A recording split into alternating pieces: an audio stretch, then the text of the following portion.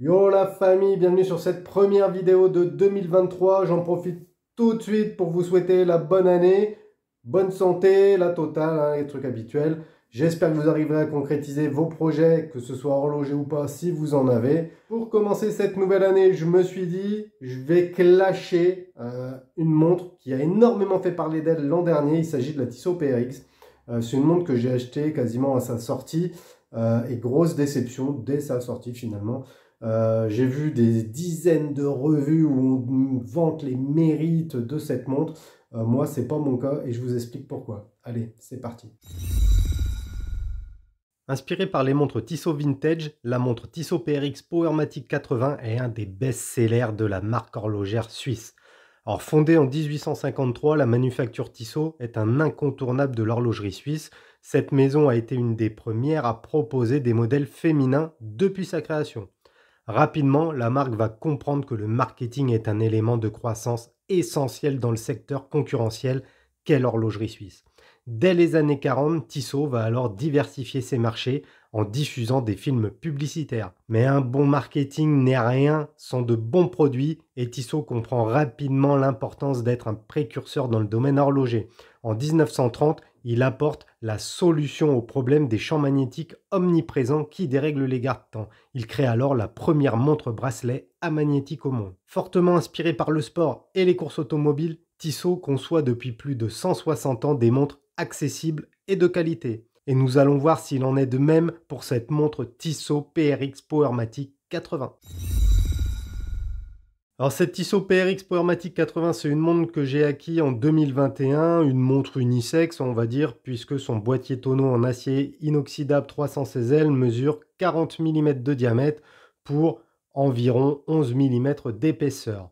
La montre emboîte le calibre automatique suisse Powermatic 80.111 qui dispose de 80 heures de réserve de marche. La montre est étanche à 100 mètres. On va retrouver une lunette fixe, une couronne signée, un verre saphir inrayable avec un revêtement anti-reflet. Et là, je vous la présente sur un bracelet cuir sur mesure tout simplement parce que l'entrecorne est dans un format spécial. Je vous passe le numéro de référence que vous retrouvez sur notre article sur moonwatch.fr. En termes de complications, cette montre dispose d'un quantième. Alors le boîtier de la Tissot PRX Powermatic 80 mesure 40 mm de diamètre pour environ 11 mm d'épaisseur. Elle est en acier inoxydable 316L et la forme de tonneau lui donne un look résolument vintage qui rappelle son ancêtre, la Tissot PRS 516. On va retrouver une lunette fixe qui vient donner du volume et surtout apporter de la brillance à la carrure qui, elle, est brossée. Les cornes sont courtes et permettent à la montre d'avoir des dimensions actuelles sans tomber dans l'excès. Pour continuer, on va retrouver une couronne signée du T de Tissot qui permet de régler l'heure et la date.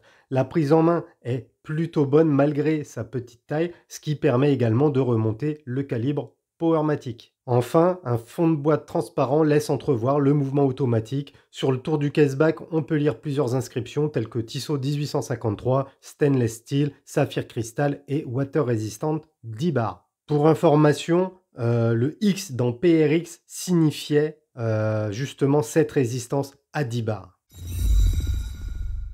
Concernant le cadran de cette montre suisse Tissot PRX, faut savoir que plusieurs déclinaisons sont disponibles. Le modèle que je vous présente aujourd'hui, il est noir avec une texture gaufrée.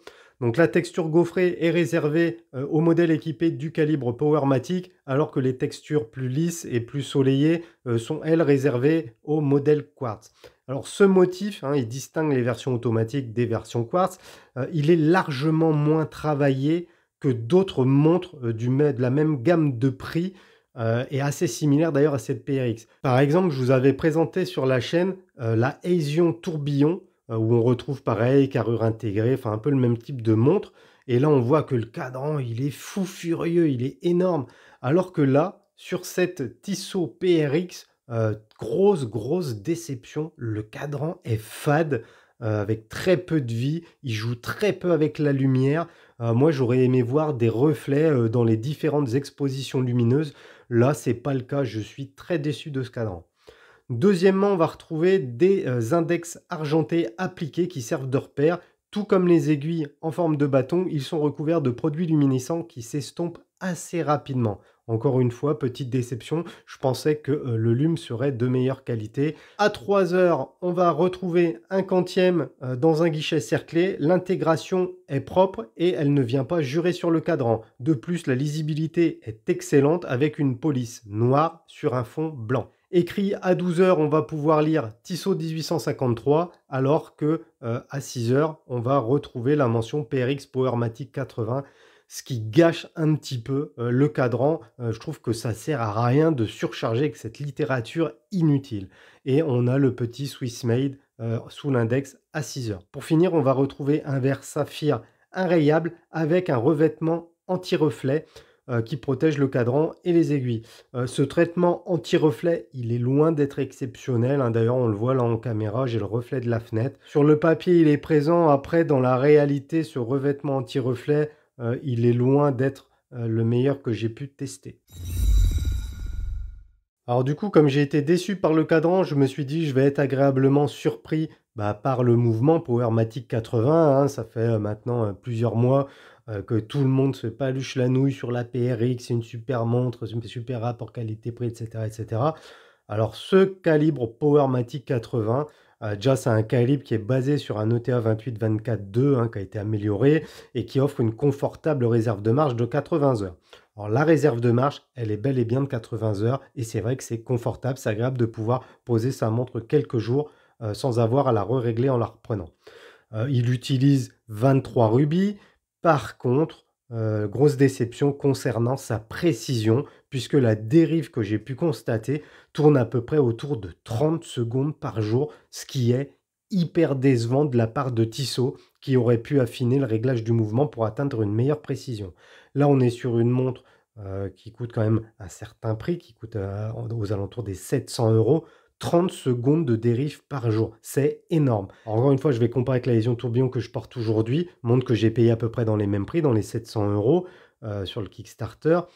Elle a une précision qui varie entre 12-15 secondes par jour. Là, on est à 30 secondes pour un calibre suisse. Honnêtement, c'est pas acceptable. Alors, ce manque de précision est en partie dû à la fréquence du calibre qui oscille à 21 600 battements par heure et non à 28 800 battements par heure. Bon, il y a quand même quelques points positifs. Par exemple, la masse oscillante est joliment décorée. Elle est silencieuse et discrète, ce qui est toujours appréciable quand on porte une montre. Pour information, il existe un calibre Powermatic 80-111 certifié COSC. Malheureusement, Tissot ne l'emboîte pas dans ses montres PRX et c'est regrettable. Honnêtement, pour le prix de la montre, je trouve ça regrettable d'avoir une dérive aussi conséquente. D'ailleurs, si vous possédez une Tissot PRX, n'hésitez pas à mettre en commentaire la dérive de votre modèle. Est-ce que c'est juste moi qui n'ai pas eu de bol ou pas? C'est toujours intéressant de le savoir.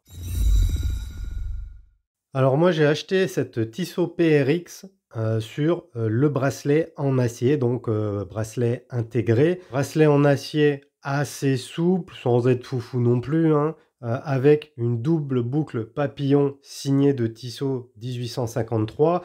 Évidemment, pas de micro-réglage sur ce type de boucle.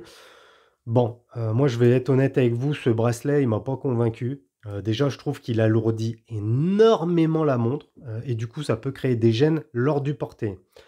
Par chance, Tissot utilise un système, de pompe rapide, ce qui permet de changer rapidement et facilement le bracelet sans avoir besoin d'outillage. Malheureusement, le format de l'entrecorne étant propriétaire, ça va être assez compliqué de trouver des bracelets compatibles, même si désormais, on en trouve des sur mesure. On commence même à en voir, sur AliExpress avec, ce format dédié à la Tissot PRX. Autant sur le bracelet en acier, j'ai pas été convaincu, autant sur le bracelet en cuir qui a été fait sur mesure pour la montre, là c'est une autre histoire et la montre, elle passe super bien. Elle est ultra élégante. Regardez-moi ce bracelet. Alors ce bracelet en cuir noir a des surpiqûres jaunes, déjà ce qui va venir donner un petit peu de peps à la montre, parce que la montre c'est vrai que elle est vraiment triste. Sur le cadran noir, elle est triste cette montre je trouve. C'est un peu dommage. Là, les coutures jaunes viennent pepser un peu la montre et dynamiser un petit peu tout ça. Ça donne un look beaucoup plus sportif.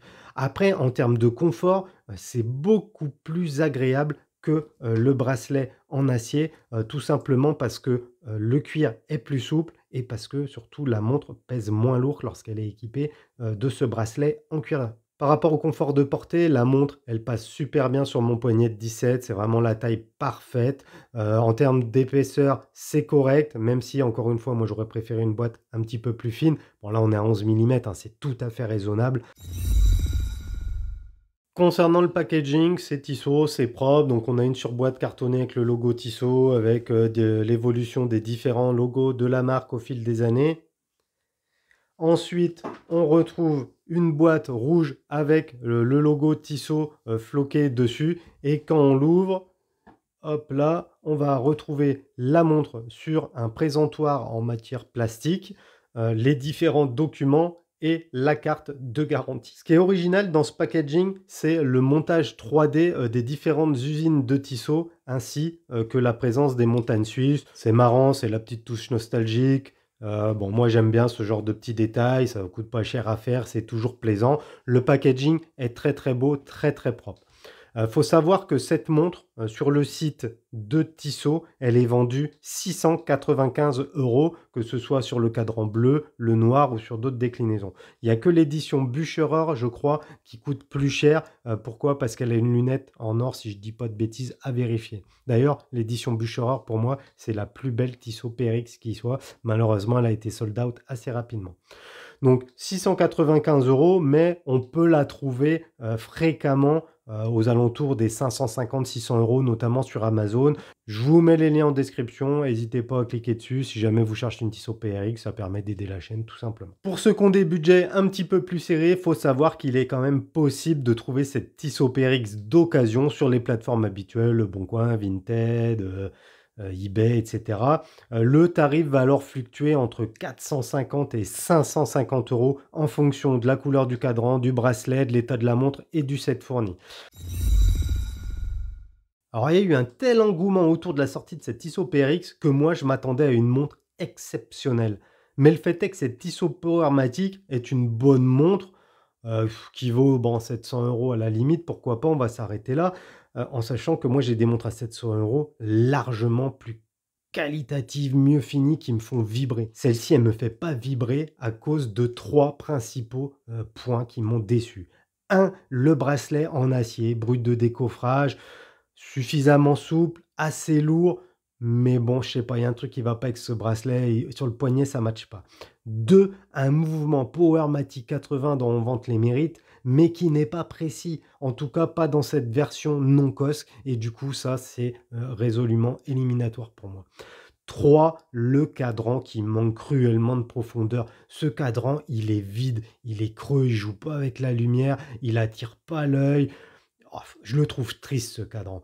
Alors il y a d'autres montres, hein, comme la Zion que je vous ai montré, où là on a vraiment toujours, cette attirance de la lumière. Là, dans cette déclinaison noire, c'est triste. Alors oui, on va avoir, ce gaufrage un peu à la Royal Okapé, sauf que sur les Royal Okapé, on va avoir des striures dans chacun des carrés. Là, ici, Tissot s'est contenté juste de faire un simple découpage sans effet, du coup ça joue pas du tout avec la lumière et il est très triste. Alors pour le prix, vous allez pas être déçu de cette PRX, c'est une bonne montre automatique avec un bon rapport qualité-prix, même si elle est pas précise. Mais moi j'ai été noyé par le marketing omniprésent, de la marque et des influenceurs sur les réseaux sociaux et franchement je m'attendais à une montre d'un niveau supérieur en termes de qualité, en termes de plaisir de porter surtout. Alors, il y a quelques points positifs, hein, quand même sur cette PRX. Le look vintage qui rend hommage au modèle historique de la marque, le tarif accrocheur, les différentes déclinaisons de cadran. Mais je pense vraiment que si ce best-seller de la manufacture suisse Tissot a su séduire les foules, c'est probablement grâce à un tarif ultra accrocheur sur ses premières versions en quartz. En effet, les versions quartz ont été un tremplin vers les versions automatiques et je pense que c'est ce qui a séduit énormément les acheteurs, surtout que les versions quartz étaient disponibles à 300 €. D'ailleurs, pour le coup, si vous deviez acheter une version, moi je vous recommanderais plutôt une version quartz plutôt que la version Powermatic, notamment à cause de ses problèmes de précision. Donc voilà la famille, j'espère que ma revue honnête sur ce best-seller de chez Tissot vous aura plu. N'hésitez pas à mettre en commentaire si vous en possédez une, si vous l'aimez, pourquoi, si vous ne l'aimez pas, pourquoi aussi, ça sera l'occasion d'échanger. Peut-être que c'est moi qui suis passé à côté de quelque chose, n'hésitez pas à me le mettre en commentaire.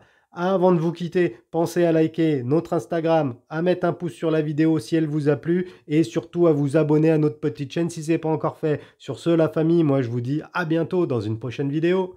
Tchuss!